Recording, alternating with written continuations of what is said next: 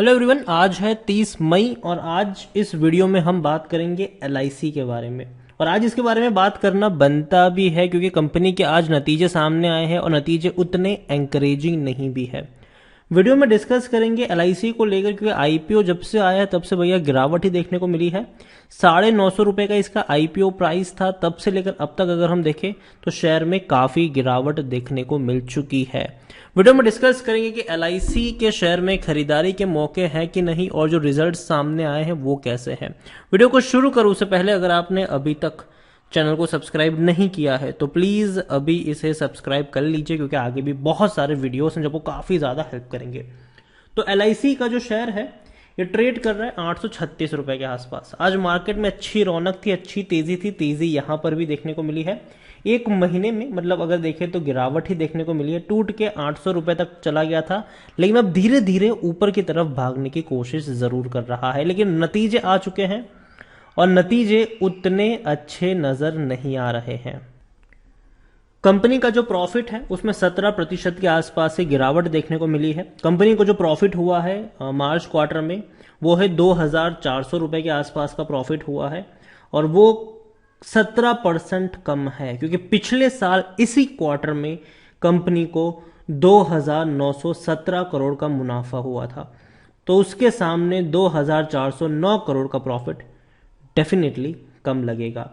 यहां पर अगर आप देखो तो company net profit of entire financial year अगर देखा जाए तो वो 4000 करोड़ है, जो ज्यादा है 2021 के मुकाबले, क्योंकि 2021 में पूरा का पूरा जो था वो 2900 करोड़ के आसपास नजर आया था। यहां पर अगर हम बात करने जाए टोटल रेवेन्यू की भी अगर हम बात करें तो वो ज्यादा है। कंपनी ने क्वार्टर 4 में जो रेवेन्यू कमाया है वो 2,11,471 करोड़ है, जो 11 से 12% ज्यादा है क्योंकि पिछले साल इसी क्वार्टर में 1,89,176 करोड़ का रेवेन्यू इसने कमा कर दिया था। एक और खबर भी थी जिसकी चर्चा हो रही थी कि डिविडेंड मिलेगा कि नहीं, और डिविडेंड भी अनाउंस किया है 1 रुपये 50 पैसे, जो कि बहुत कम है क्योंकि जनरली अगर हम देखते हैं कि कोई भी सरकारी कंपनी होती है वहां पर डिविडेंड काफी हाई रहता है। एक्सपेक्टेड था कि शायद देखो डिविडेंड देंगे, ये एक्सपेक्टेड था, ठीक है, लेकिन साथ साथ में ये भी एक्सपेक्टेड था कि डिविडेंड बड़ा मिलेगा यहाँ पर, क्योंकि अगर आप कंपेयर करो बाकी सरकारी कंपनियों को तो वो डिविडेंड काफी हाई पे करते हैं, ठीक है। तो एलआईसी जैसा शेयर जो 800 रुपए के आसपास ट्रेड कर रहा है उसमें एक्सपेक्टेड था कि डिविडेंड ज्यादा मिलेगा लेकिन वो मिला नहीं है। 1 रुपये 50 पैसे का इसने डिविडेंड दिया है। और यहां पर अगर आप बात करें तो बोर्ड ऑफ डायरेक्टर्स की मीटिंग हुई थी और डिविडेंड जो इन्होंने अनाउंस किया है वो 1.50 रुपीज के आसपास देखने को मिल रहा है। तो रिजल्ट्स की मैं बात करूं तो उतने अच्छे नहीं है लेकिन उतने खराब भी नहीं है क्योंकि एक्सपेक्टेड यही था, कोई ज्यादा बड़ा एक्सपेक्टेशन था भी नहीं। एलआईसी को लेकर अगर हम देखें तो एलआईसी में according to Moneycontrol user 19% लोग कह रहे हैं कि बेचो और भाग जाओ, 75% लोग कह रहे हैं खरीदो, 6% लोग यहां पर होल्ड करने की भी नसीहत देते हुए नजर आ रहे हैं।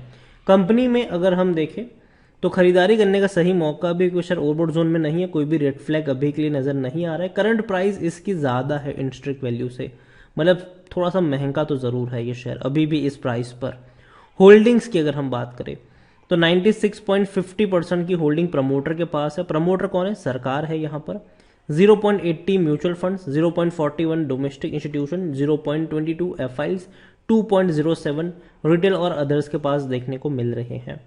देखो एलआईसी डेफिनेटली मैं मानता हूं कि बहुत ही शानदार कंपनी है ये, ठीक है, इंडिया की सबसे रेप्यूटेड कंपनी आप कह सकते हो इसको। और एलआईसी को आप सिर्फ इंश्योरेंस तक ही सीमित नहीं कह सकते। डेफिनेटली मेन बिजनेस इंश्योरेंस का है इनका, ठीक है, लेकिन वो सिर्फ इंश्योरेंस तक सीमित नहीं है एलआईसी। आप कोई भी सरकारी कंपनी उठाकर देख लो उसमें एलआईसी आपको मेजोरिटी मतलब शेयर होल्डर के तौर पर देखने को मिलेंगे। एलआईसी एक इन्वेस्टर्स के तौर पर आप उसको भी देख सकते हो।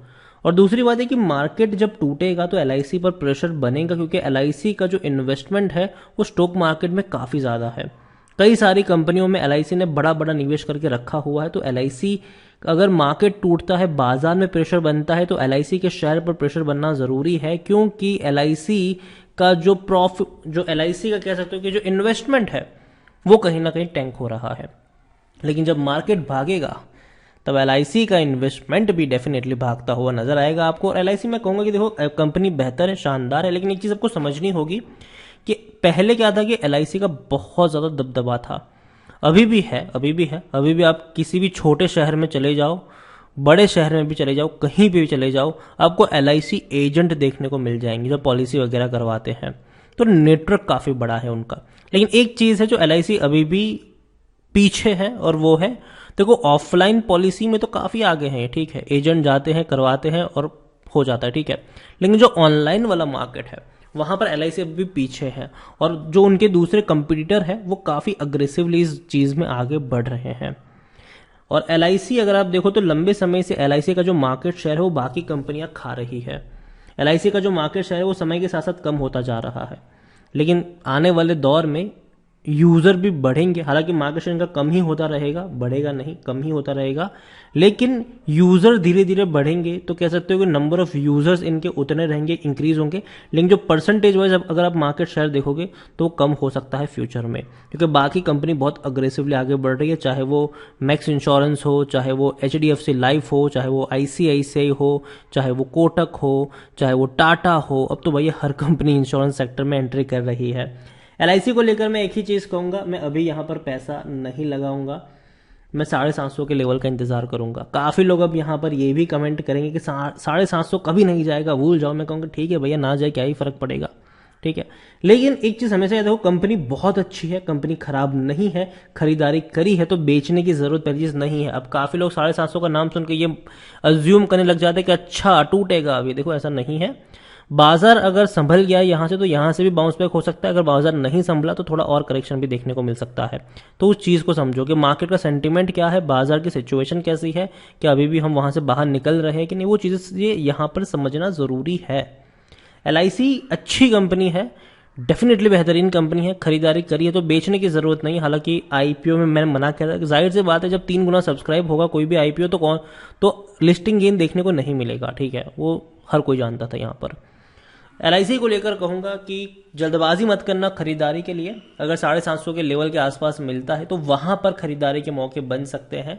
और डेफिनेटली कंपनी बेहतरीन है, अच्छी कंपनी है, डरने वाली बात मुझे यहाँ पर लगती नहीं है, क्योंकि LIC देखो इंश्योरेंस में अच्छा करेगा ही करेगा, लेकिन साथ में इनका जो इन्वेस्टमेंट है पूरे बाजार में वो भी काफी बड़े पैमाने पर है, तो उसको भी यहाँ पर समझना चाहिए। वीडियो को यहीं पे एंड करूंगा। पसंद आया हो तो लाइक करें, शेयर करें, चैनल अगर आप पहली बार आए हैं तो प्लीज सब्सक्राइब करें। और LIC के बारे में आप क्या सोचते हैं वो भी आप मुझे कमेंट में लिखकर बता सकते हैं। Thank you.